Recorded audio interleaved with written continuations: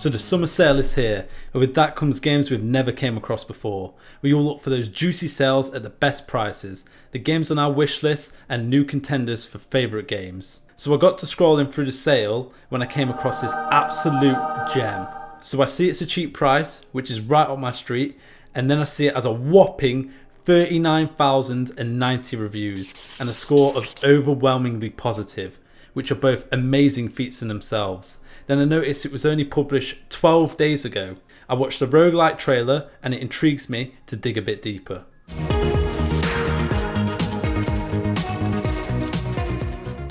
To dig deeper, let's take a look at the developer's Steam called Blobfish, which is an amazing name by the way. So he has 3 games on his Steam: Lost Potato, Space Gladiators and Brotato. What intrigued me is that he only had 633 followers and 4,140 YouTube subscribers for such a hit of a game. This led me down the rabbit hole of researching the developer's other games. Firstly, we have Space Gladiators with a very respectable 284 reviews, a very positive score and a release date of 10th of March 2021. After this, I looked at Lost Potato, once again with a very positive score, but only 126 reviews in comparison to the 39,000 of Brotato. This made me more than intrigued. I had to dive deeper than I've ever been before and get fully immersed into the lore of Blobfish games. So we land on his very stylish YouTube page with a channel trailer of 126,000 views. I go to the About section and I'm welcomed by a brief but to the point description and an all-time view count of 424,872. This is absolutely crazy considering how many people are currently playing Blobfish's game. Why did Brotato get so big? What was the catalyst for his success? Starting from the bottom of his YouTube, you can see the view count is relatively low. Most videos struggling to break 1,000 views. Then you scroll to the top and see 126,000 views for the Brotato Early Access trailer. I believe this is where the game received its initial traction, but to be sure, I have to go deeper.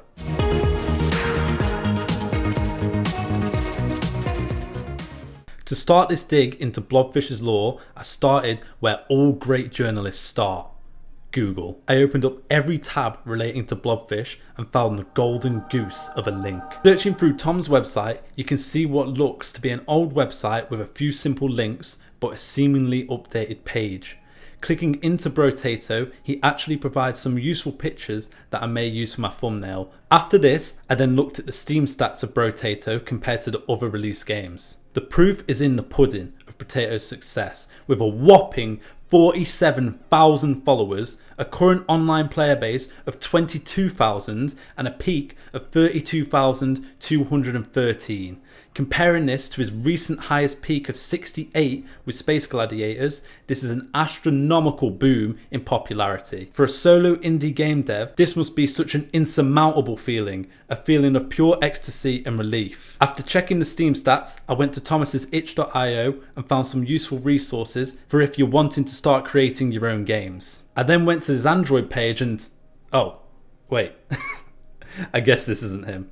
Twitter revealed a sturdy following with a decent amount of likes on the Brotato post and a link to a huge Discord community and 437 tweets. The most interesting being a game side story interview with the main man himself. But before we get into this, let's see the start of the story. A very simple tweet from a budding game developer. What we can take from this is consistency is key and continual self-promotion will get you that boom in popularity we're all striving for. Clicking into his devlog, he mentions his release was a month delayed and it performed slowly on laptops. To solve the problem, he had to implement proper resolution management and add graphical settings for the user to configure as they wished. Removing excess assets was a factor too. He mentions delta time and highlights that the planning lacked on his first project, causing issues later down the line. Maybe planning is a factor for why his newest release, Brotato, is such a viral success.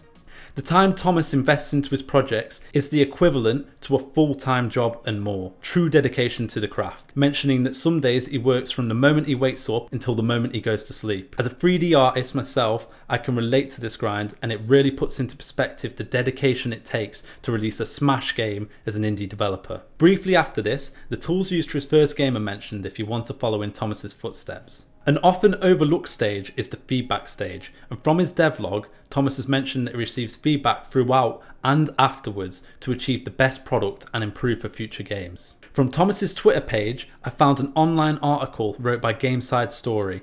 At the time of this article, he was only 24 years of age and been creating roguelite games since 2018. After 5 years of creating this genre of game, he was finally able to flourish with Brotato and receive his flowers. His studies include a Bachelor and Masters of Miage, computer methods applied to business management. Whilst working on Space Gladiators, he received help from his little brother and worked with a composer for the game's music, but otherwise he works alone. Taking it up a notch from his previous project, he worked 60 to 80 hours a week, dropping to 15 to 20 when working on several projects at the same time. Some highlight quotes from this interview are: "Watching people play your game is clearly one of the best parts of the job. It's reassuring to see that even if your game is flawed, there are still players who will have fun and enjoy it." Tom is a realist. He quotes, "A game is never really finished, which is too true as a developer. There is always more you can add." And finally, "I've contacted a lot of content creators. That's where the vast majority of players come from." So dudes, welcome back to another 2v2 Brotato battle. Me and Sizzle versus...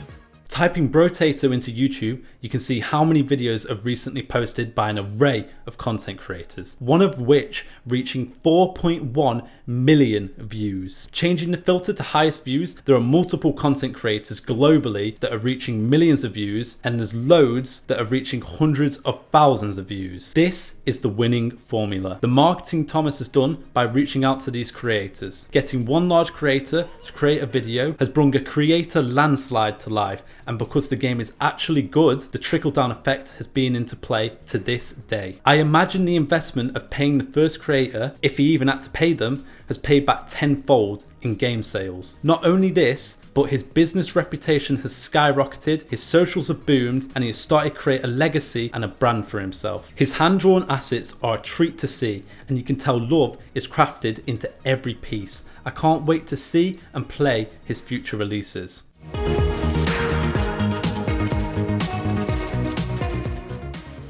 As of now, Thomas has a Skillshare which he may add courses to in the future in case you wanted to follow him and learn how to make games yourself. Be sure to download his new game Brotato from Steam and get it now whilst the Steam summer sale is on. He has an email that you can sign up for on his website and many more devlogs, insights into how much money his game has made, and 68 game dev ideas for if you're starting up. I highly recommend going to this website and reading these. They are a great resource for budding game devs. I'm very much looking forward to his next release, but for now, that's all from me.